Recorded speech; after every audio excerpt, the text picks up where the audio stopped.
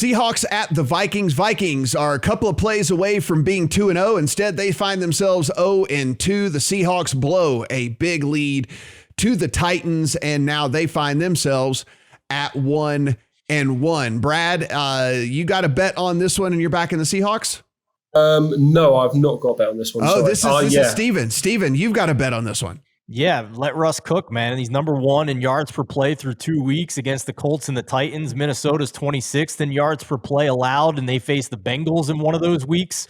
On the other side, Minnesota's offense just middle of the road in yards per play, and Seattle also their defense middle of the road, so fairly even matchup there. I just think Seattle's defense was gassed at the end of last week when they blew that lead against the Titans. They were on the field for 42 minutes of that game. It was plus 20 minutes in time of possession. Seattle defense had to play 83 plays, 10 Seattle penalties in that game for 100 yards. So I think this line would have been over a field goal if Seattle would have won that game last week against the Titans. So I acknowledge that Minnesota's coming home and playing at home this week, but I'm happy to take the discount here after Seattle couldn't close it out last week and get less than a field goal on the Seahawks. Brad, I don't have a bet. You don't have a bet. I don't like either one of these teams as the whole makeup right now. Vikings offense great, but defense is kind of garbage so far. Same deal with the Seahawks. Can't protect a lead.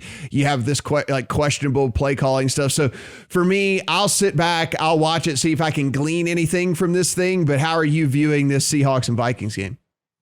Would definitely lean towards the Seahawks way. As you say, they are kind of similar teams, but I think the Seahawks are just a much better version. We kind of got tricked week 1. The Seahawks had a casual win, which they never do. Right. We thought, maybe it's different. Maybe this new OC has changed the way they do things. Then turns out it's not different. They just did what they usually do last week. It's like they stopped playing. I saw a stat. They haven't scored a point in the third quarter. It's like they scored 28 in the first half and just go, no, we're really good at this, and we'll deal with this next week then.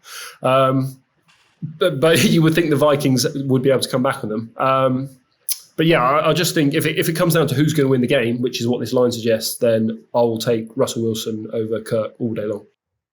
Total of 55.5 in this one. So I think the volatility has me off of even a thought of playing the Vikings in a teaser leg.